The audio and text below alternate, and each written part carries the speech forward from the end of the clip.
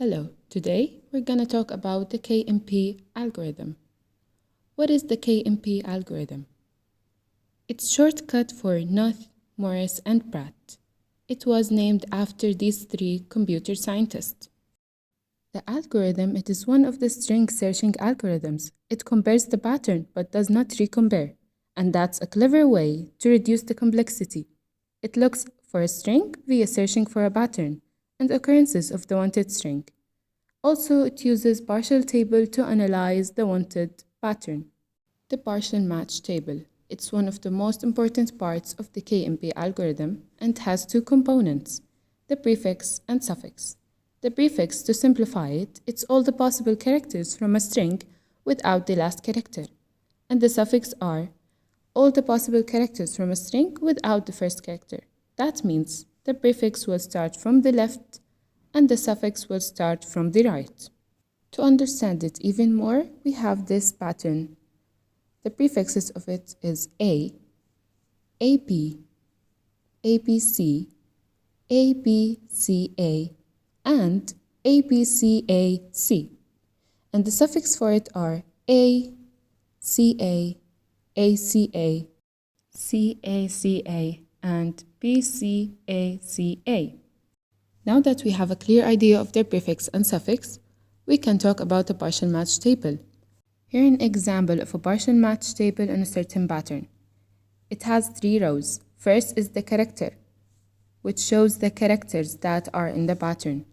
Second, we have index, at what each character index is. And last, we have value, which is the length of the longest proper prefix in the pattern that matches a proper suffix in the same pattern.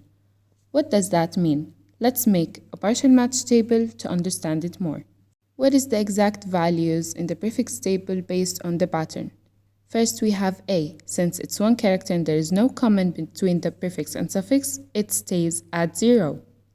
Next, we have AP. The prefix for it is A and the suffix is B. So again, there is no common value and it stays at 0 as well. Next, we have ABC. The prefix for it are A and AP, and the suffix are C and BC. So again, no common values, and the values stay at 0. Next, we have ABCA, and the prefixes for it are A, AP, and ABC, and the suffix are A, CA, and BCA. Since it has a common value, and the length of it is 1, then we change our value from 0 to 1. And we repeat the same steps to the last character in the pattern. And here we have our partial match table. The main use of the KMP algorithm is search. It can be used in search engines, text editors, and bioinformatics. Now, let's see how this algorithm works. We start by comparing the first character in the pattern with the first character in our text. If it doesn't match, then we look at the value. Since it's 0, we move the pattern only by 1. After moving the pattern by 1, we again compare and find that we have another mismatch. So we move it by 1.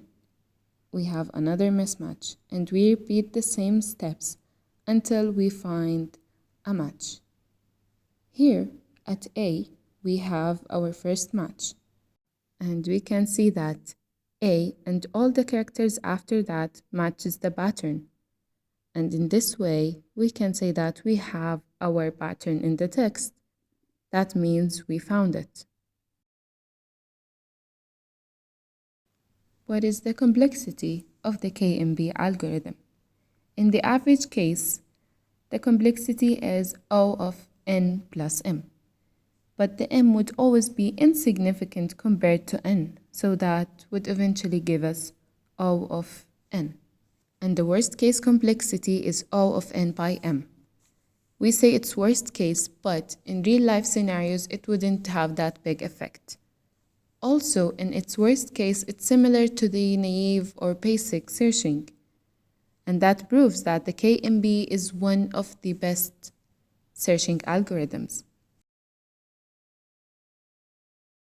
Thanks for watching. Hope you have better understanding of the KMP algorithm.